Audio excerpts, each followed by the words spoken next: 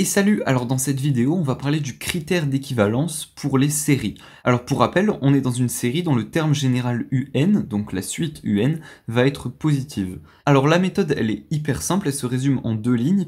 Donc si on a un polynôme, on va seulement garder la plus grande puissance, mais attention, si ce polynôme est lui-même à une puissance, il va d'abord falloir distribuer cette puissance. Alors cette méthode elle a l'air assez simple mais elle prend en compte plein de cas que je vous propose qu'on fasse ensemble au travers de ces 4 exemples. Alors juste vous remarquez ici que j'ai mis polynôme entre guillemets, pourquoi? Parce qu'un polynôme normalement, alors si je l'écris en haut, ce serait par exemple n puissance 0 plus n puissance 1 plus n puissance 2 plus etc. Et évidemment il peut y avoir des constantes devant, donc quelque chose fois n0 plus quelque chose fois n1 plus etc. etc. Sauf que en fait j'ai mis polynôme entre guillemets, pourquoi?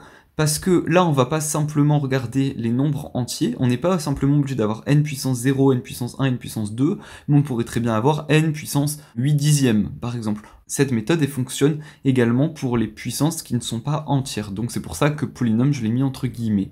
Mais bon, c'est assez compréhensible, de toute façon, vous allez voir dans les exemples. Alors je vous propose qu'on fasse dans un premier temps ce premier exemple. Là j'ai un carré, donc le polynôme il est à une puissance, donc il va falloir que je distribue cette puissance. Donc si je réécris ça de manière un peu différente, on aurait donc somme, donc ce carré je peux le mettre ici et ici, donc j'aurai n carré sur 1 plus n cube. Donc là rien de compliqué, j'ai simplement distribué le carré. Et là, regardez, donc en haut, rien à signaler. Par contre, en bas, on a un polynôme à une puissance. Regardez, on a 1 plus n3, donc ça, c'est un polynôme à la puissance 2. Donc je vais d'abord devoir distribuer la puissance.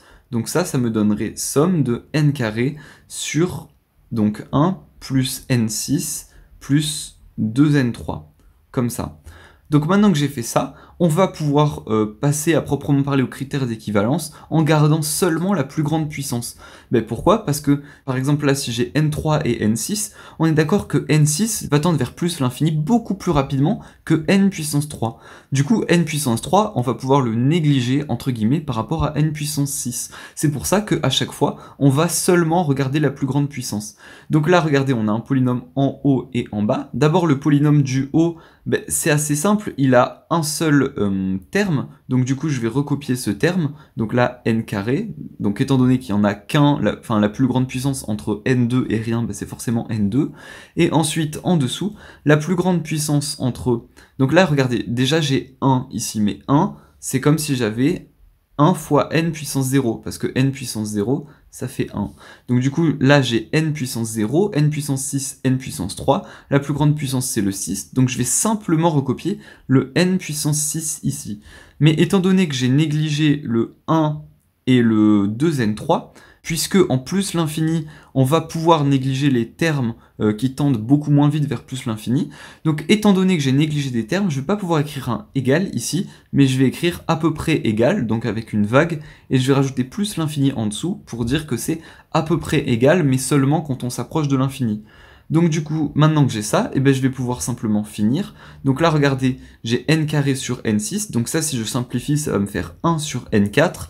Et là, ben, regardez, on a une série de Riemann, donc avec alpha est égal à 4, alpha est plus grand que 1, donc du coup, la série converge. Et j'écris ça SCV pour la série qui converge. Du coup, vous remarquez qu'avec le critère d'équivalence qu'on a fait donc ici, et ben vous remarquez qu'on a pu passer d'une série dont on ne pouvait pas savoir si elle allait converger ou pas, à une série de Riemann, donc on peut savoir si elle converge ou pas. Donc on a réussi à transformer cette série en une série qu'on pouvait analyser.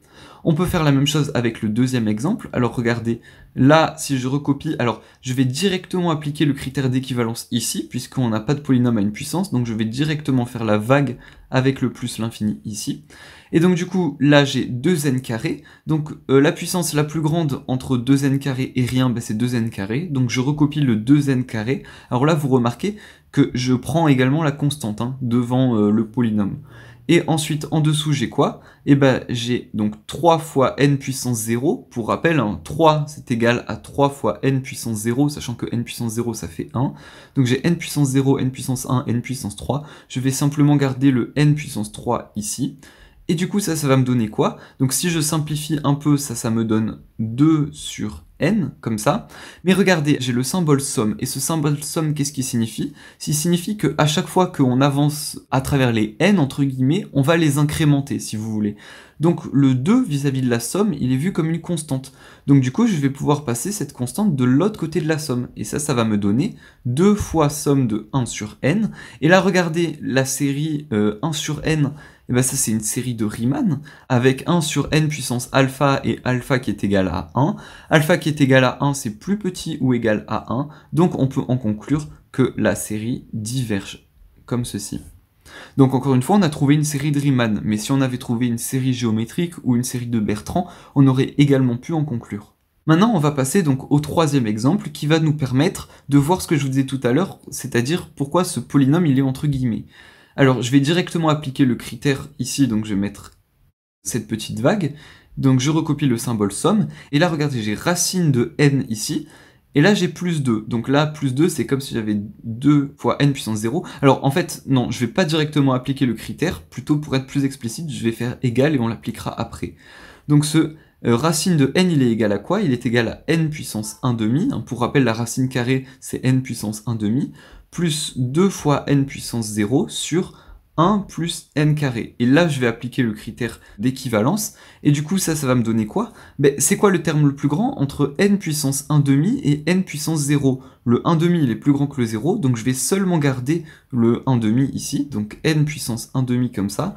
Et là, je divise par quoi? Là, j'ai 1 fois n puissance 0, et là, j'ai n puissance 2, donc 2, c'est plus grand que 0, donc je garde le n puissance 2. Comme ceci. Et du coup, maintenant, si je simplifie, ça va me donner quoi? Et ben, ça va me donner somme de 1 sur n puissance 3 demi, comme ceci. Et du coup, bah là, encore une fois, on remarque une série de Riemann, avec somme de 1 sur n puissance alpha, avec alpha qui est égal à 3 demi. 3 demi, c'est plus grand que 1, donc dans ce cas, on peut en conclure que la série est converge. Enfin, on va passer au dernier exemple, donc celui-ci. Ça, c'est égal à quoi? Alors là, je vais directement faire le critère d'équivalence. Donc, équivaut en plus l'infini à quoi? Donc ça équivaut à quoi en plus l'infini? Donc là, j'ai 1 fois n puissance 0, et là, j'ai n puissance 1. Donc n puissance 1, c'est le 1, il est plus grand que le 0 du n puissance 0. Donc je vais garder seulement ce n puissance 1 avec la constante qui est à côté, c'est-à-dire le i. Donc ça me fait in puissance 1. Sur, et là j'ai n puissance 0, n puissance 3, je garde seulement le n puissance 3.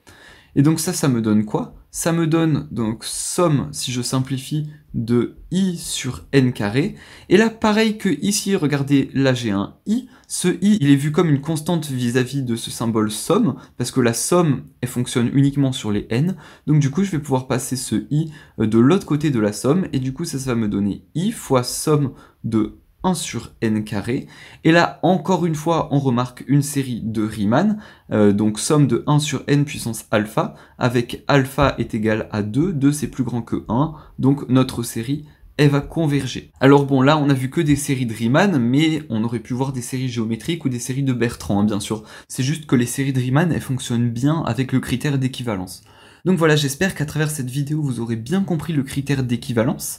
Alors pour faire un résumé très rapide, il faut d'abord regarder si ce polynôme n'a pas une puissance, sinon il faut la distribuer, comme dans cet exemple-là. Attention, quand je dis polynôme ici, c'est pas forcément des polynômes de puissance entière. Par exemple là, on a vu qu'on avait un n puissance 1 demi ici, donc ça fonctionne aussi. Et on va seulement garder la plus grande puissance, mais on va garder également la constante devant cette puissance. Par exemple là, on avait 2 fois n carré, et ben on va garder le 2 ici aussi. Enfin, dernier petit truc à se souvenir, si vous avez une constante dans le symbole somme, vous pouvez le passer de l'autre côté du symbole somme. Voilà, donc j'espère que vous avez tout bien compris. Si c'est le cas, vous pouvez lâcher un petit like, ça fait super plaisir. Si vous avez des questions, vous pouvez les laisser dans les commentaires. Et nous, on se retrouve dans la prochaine vidéo pour parler du critère de négligeabilité. Du coup, à tout de suite.